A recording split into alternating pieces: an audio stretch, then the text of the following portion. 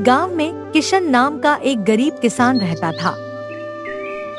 वह काफी मेहनत करता, लेकिन फिर भी उसका गुजर बसर बड़ी मुश्किल से हो रहा था। वो गांव के एक जमींदार के खेत पर काम करके किसी तरह अपना घर चला रहा था। एक वक्त था जब किशन की हालत ऐसी नहीं थी। पहले किशन के भी खेत थे, लेकिन उसके पिता के बीमार होने के कारण उसे अपने सारे खेत बेचने पड़े। मजदूरी में मिलने वाले पैसों से पिता का इलाज कराना और घर का खर्च चलाना मुश्किल हो रहा था। उसका हर दिन इसी सोच में गुजर जाता कि कैसे घर की स्थिति को बेहतर किया जाए।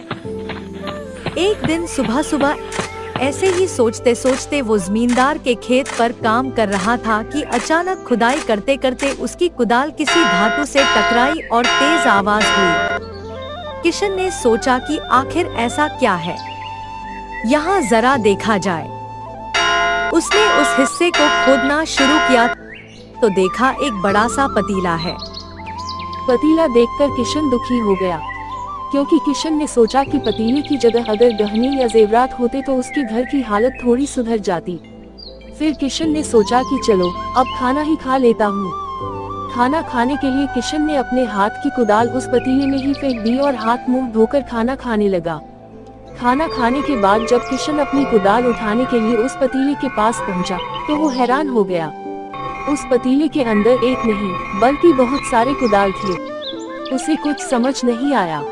तभी उसने अपने पास रखी एक टोकरी को भी उस पतीले में फेंक दिया। वो एक टोकरी भी पतीले के अंदर जाते ही बहुत सारी हो गई। ये सब देखकर किशन खुश हो गया और उस चमत्कारी जादुई पतीले को अपने साथ घर लेकर चला आया। अब वो रोज उस चमत्कारी पतीले में अपने कुछ औजार डालता और जब वो ज्यादा हो जाते तब उन्हें बाजार जाकर बेच आता। ऐसा करते करते किशन ने काफी पैसे कमाए और उसके घर की हालत सुधरने लगी। उसने अपने पिता का इलाज भी करवा लिया। एक दिन किशन ने कुछ गहने खरीदे और उन्हें भी पतीले में डाल दिया। वो गहने भी बहुत सारे बन गए। धीरे धीरे किशन काफी धनवान होने लगा और उसने जमींदार के यहाँ मजदूरी करना भी छोड़ दिया।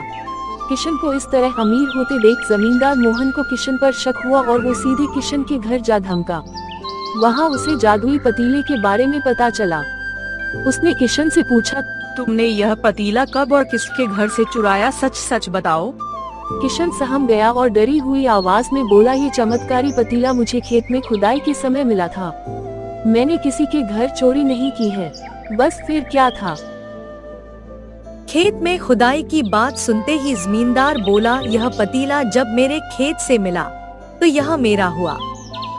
किशन ने जादुई पतीला ना लेकर जाने की बहुत मिन्नतें की, लेकिन जमींदार मोहन ने उसकी एक नहीं सुनी और वो जबरदस्ती अपने साथ वो जादुई पतीला लेकर चला गया। जमींदार ने भी किशन की ही तरह उसमें अलग अलग सामान डालकर उन्हें बढ़ाना शुरू किया। एक दिन जमींदार ने अपने घर में मौजूद सारे गहने एक एक करके उस पतीले में डाल दिए और रातों रात वो और भी ज्यादा धनवान हो गया। यूं अचानक एकदम से जमींदार के इतने अधिक अमीर होने की खबर नगर के राजा तक भी पहुंच गई। पता लगाने पर राजा को भी जादुई पतीले की जानकारी मिली। राजा ने तुरंत अपने लोगों को भेजकर जमींदार के पास से वो चमत्कारी पतीला राजमहल मंगवा लिया। उस जादुई पतीले के राजमहल में पहुंचते ही राजा ने अपने आसपास मौजूद तमाम कीमती सामान उसमें डालना शुरू किया। सामान को बढ़ता देखकर राजा दंग रह गया। राजा ने सोचा कि देखने में तो ये पतीला बड़ा साधारण सा दिखता है, लेकिन इसके अंदर जरूर कुछ असाधारण होगा। बस फिर क्या था, वो लालची राजा खुद उस पतीले के अंदर चला गया और देखते ही देखते उस पतीले से बहुत सारे राजा निकल आए। अब पतीले से निकला हर राजा बोलने लगा, मैं इस नगर का असली राजा हूँ, तुम्हें तो इस जादुई पतीले ने बनाया है। ऐसा होते होते सारे राजा आपस में ही लड़ने लगे और उनकी इस भयानक लड़ाई में सभी राजा लड़कर मर गए। इस लड़ाई के दौरान वो जादुई पतीला भी टूट गया।